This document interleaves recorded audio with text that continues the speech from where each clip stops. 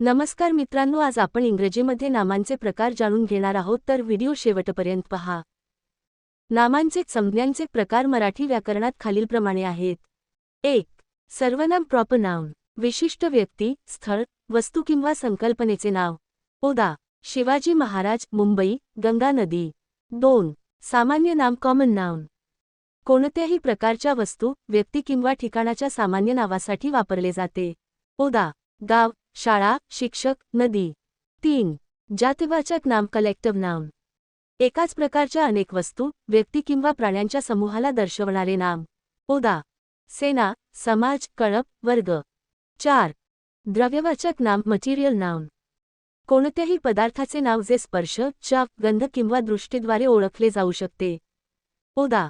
सोने, लोखंड, दूध, पाणी. 5.